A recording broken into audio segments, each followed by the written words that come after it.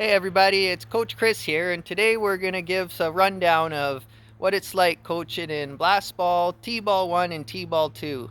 We're going to give you guys some of the easier drills to help get you through the coaching process here and to let you know that it's a lot easier than it looks. So today I have Coach Aaron McCrae with me, and he's going to start with some of the rundowns of the basic drills that we can go with. Hi everybody, my name is Aaron McCrae, helping Chris out here, and we're just going to give you guys just a couple brief drills here, just on some very basic fundamentals of catching, throwing, hitting, just to kind of ease any stresses you may have if you're thinking about coaching, or you are currently signed up to coach, just to give you some ideas. It really is simple. We can give you a bunch of stuff as we move forward, but the point of the video here, just kind of with everything that's going on in the world, is just to give you guys a head start, something you can watch at home, and hopefully motivate some people to sign up and coach. So the first thing we'll talk about is just a few catching drills. So these kids are real young. A lot of them may have never played before. So we really need to set them off with the good fundamentals of how we catch this baseball. Big problem for kids this age is they're smaller and their hands are really small. A lot of them will show up with gloves that are massive. Even the smaller gloves, the smallest gloves on the market for a lot of these kids are still too big.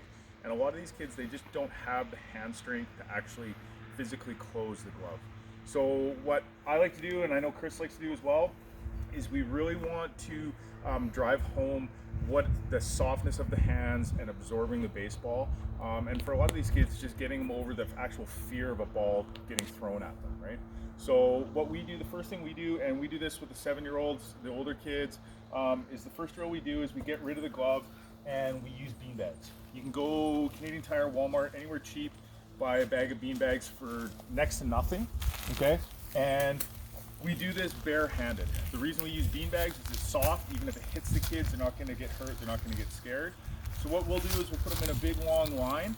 I strongly suggest getting some parents, as many parents as you can, and we get the kids in a good athletic position.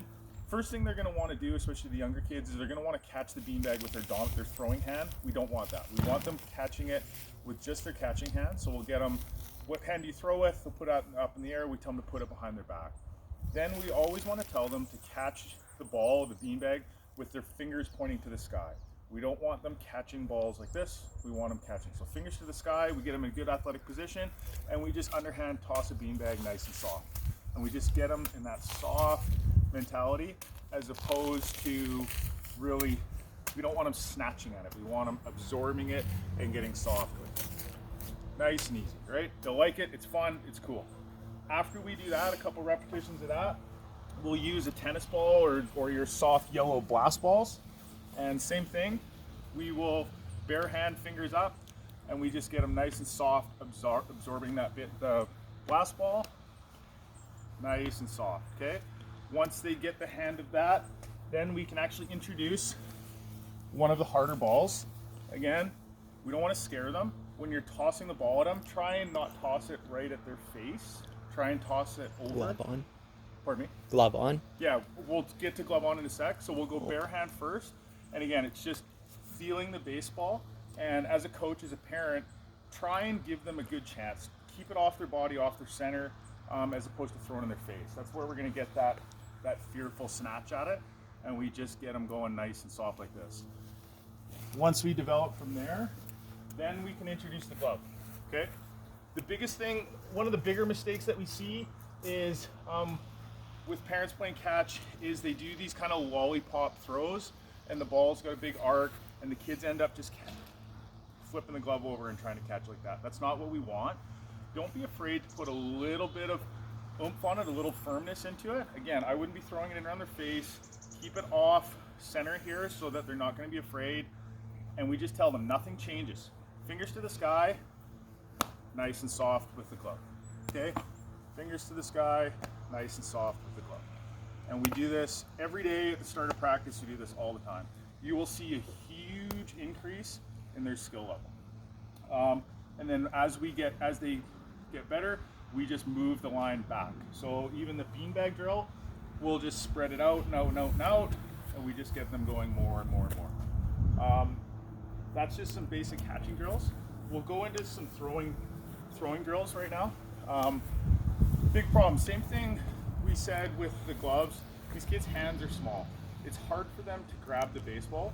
Ideally, we want a 2-finger grip across the seams. So these are the seams of the baseball. We want 2 fingers across the seams, okay? These kids' hands are gonna be very small, so there's no problem with them throwing this baseball with 3 fingers. What we don't want is we don't want the ball buried deep in their hand. We don't want them palming the ball. So we really wanna drive home to them to have the baseball out of the palm of their hand, as close to their fingertips as possible, and just tell them to try and put their fingers across the seams. Once we kind of get that grip into them, then we really want to drive home that when we are throwing, we don't throw with a stiff walked out wrist. We want a bit of a snap in the wrist. So something that we do in our winter clinic is the first thing we do is we'll put the kids down on one knee. So whatever hand they throw with, if they're right-handed, the right knee goes down, point the left toe right at my target, okay? And we take the baseball, get in that good grip, we put the glove up at about shoulder height, and it's just called a snap drill. And all they're doing is they're just bending at their elbow, and they're just gonna be snapping the ball, and we really try and get them the feel of that wrist snap and using their wrist. So it's just gonna look like that. Okay? They're gonna struggle with this at the start until they figure out, get the feel for it. But once they get the feel for it, it's really gonna help them progress into throwing. So from the snap drill, then we're gonna actually get them, we do that, I don't know, 5-10 snaps each, and then we're gonna actually get them throwing.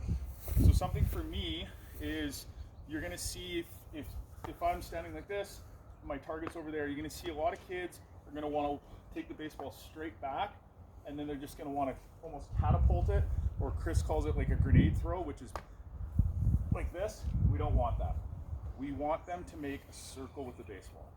So I always tell them, make your circles. So the ball comes from our glove, and all they're doing is just making a circle with the baseball, a circle with the ball. And the only thing that changes, the farther away we're throwing, the bigger the circle gets, the closer in we're getting, closer our target, the smaller the circle gets. So we always start this on our knees. I'm not actually gonna throw it, I'll just go through. So same thing in our knees. Ball starts in their glove, we tell them to get their grip, and all they're gonna do is just make circles here. They're actually gonna throw it to their partner, okay? I strongly suggest don't have the kids throw from kid to kid. Get your parents involved. Get a parent on each kid, and all they're gonna do from the knee is just make that circle, okay? Make that circle, and tons of repetitions on this. Once we do this, we'll do about 15-20 knee throws. Then we're actually gonna get them up on their feet, okay? So again, if I'm throwing in that direction, we want our feet going that way. I always tell them, take the elbow, your glove elbow, point it at the target you want to be throwing at. So it's just a little bit of a load back, and then we get them striding forward. Same thing. Load back, make a circle, and we're getting them throwing forward, okay? When it comes to now combining the two, catching and throwing, I like to do what's called a T drill. So I'll actually, if we're in the dirt, I'll draw a line going this way and a line going this way. We'll basically make the shape of a T, and I tell them, this is your catching line, so that line is your catching line. This line going this way is your throwing line. So we'll throw a ball at them, they're on their catching line, they catch it. Once they catch it, I really want them to turn their feet and get on the throwing line fast. So they're gonna catch it, they're gonna turn their feet on the throwing line, they're gonna throw the baseball, okay? And as they get better with this, we can speed it up. Catching line, throwing line, get them to throw it, okay? You're gonna see a lot of kids, when they catch the baseball, they're gonna catch it and they're just gonna start throwing it at that. That's not what we want. We really want them turning their body, okay, and getting on that throwing line. One more time, catching line, throwing line, and we get them to throw. This works well when we're doing ground balls too. Fielding line, they're gonna field the ground ball, turn it onto the throwing line. And it really works well for their infield work, okay? So, moving into some batting things. Chris wants to bring the camera a little bit closer. So, big problem, actually let's talk about the bats first. So, here's your basic foam bats for the Blastball players. This is the one the league's gonna get you. It is quite long for these kids, okay? This is one that you can go buy MVP Sports has them. They're fairly under $20. Canadian Tire, Walmart. Canadian Tire, Walmart, anywhere like that. If you look at the difference in length, that's a huge difference for these kids. Getting them a young 5-year-old to swing a bat that's almost as tall as them is pretty hard. Smaller is better. Okay, so that's kind of what your bats are going to look like for Blastball. Your Teeball. So our first year Teeball. Okay, again, when it comes to bats, smaller is better. Okay, so here's a 24-inch bat, 13 ounce, nice skinny barrel, super light, really lets the kids feel comfortable with it. We don't want them swinging big, huge bats. They just don't have the strength, they don't have the athleticism at this age to swing that bat. Okay, your T-ball 2 ages, same sort of thing, but we get a little bit of a bigger barrel.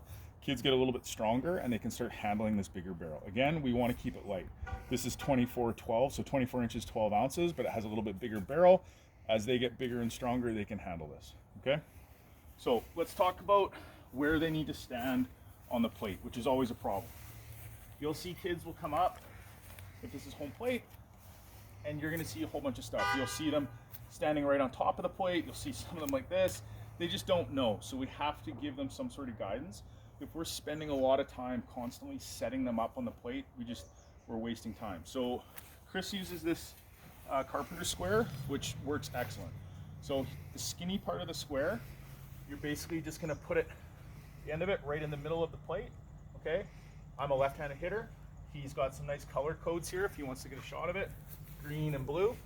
So for these kids, this part goes to the middle of the plate. We're gonna tell them to put their toes on the colors, okay? Good distance from the plate. For them, obviously, I'm a lot bigger than they are, but for them, that's about the spread of their feet that we want them to be in. We don't want them really wide and we don't want them really narrow, okay? So this is a good little guide. It works great. That's for left-handed. If you have a right-handed hitter, you just flip it over and wow, green and blue, and it works good, okay? And it gets them lined up. When it comes to setting up the tee,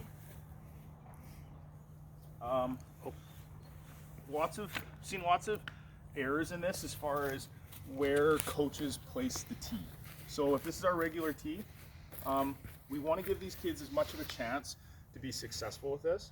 So a good point of reference for me is get them standing wherever they stand. Set the ball, the tee, so it's off of that front edge of their front foot.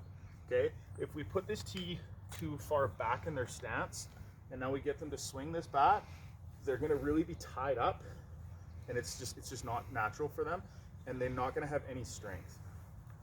So if we put this tee where it should be, right down the middle of the plate, okay? At this age, we don't need to be worrying about working the inside or outside of the plate.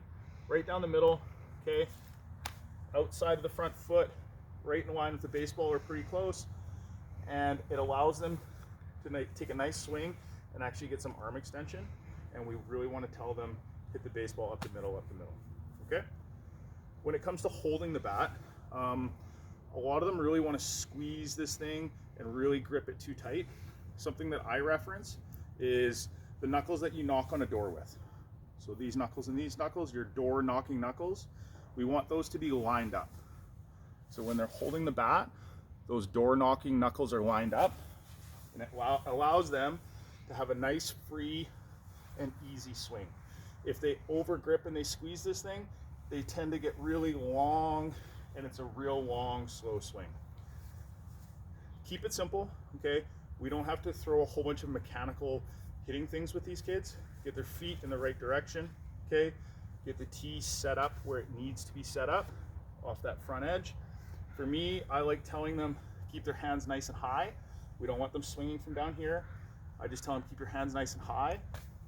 I get them a little bit of a weight transfer, so okay, you're just gonna stride, load back a little bit, take a nice little stride, and just tell them to swing this bat as hard as they can, okay? That's really mechanically all we need to give these kids at this age. If we give them a whole bunch more mechanical stuff, they can't compute it, and it's just too much going on. So for me, it's wear their feet, make sure they're holding the bat right, nice and high, and I just tell them load, stride, swing. I just tell them to swing it as hard as they can. At this age, you'll actually be quite impressed. most of them mechanically are pretty good if we set them up and we start them in the right spot. Couple just last few things on hitting. You will see a lot of kids want to take a big, huge stride, okay? Or when they stride, that stride foot will go way over here or way over here, and they're lost before they even start. A tool that I use, I don't use it during the game, but in practice we use it, this is just a 1x6 board from Home Depot, costs next to nothing. I put it down on here, and I tell them to we hit off the board, okay? So they have to stand on the board, okay? It tells them where to line up, and what this does is it makes them stay balanced. Ideally, they want to be able to load, stride, swing, and stay on the board the whole time. If they're falling over here or they're falling over here, they're going to be able to pick that up and know that right away. So I just tell them, do everything you can to go through a full swing and keep your feet on the board. And it really forces them to have a nice small stride to stay balanced and to stay balanced when they finish as well. Okay? Anything else, Chris? No, I think that was just about it. I would like to thank Coach Aaron for coming out today and giving us a few run-through tips to get us started, and to let you guys know that coaching is pretty basic. We just need a few extra volunteers to come out, work a little bit harder than some of the other parents to get this going. Langley Baseball is very family-oriented. We try to get every parent on the field at all times to be helping out. So to be able to fill up the younger teams with some extra coaches and assistant coaches is really going to go a long way in the future of Langley Baseball. Thank you very much, and we hope to see you guys out on the field soon enough.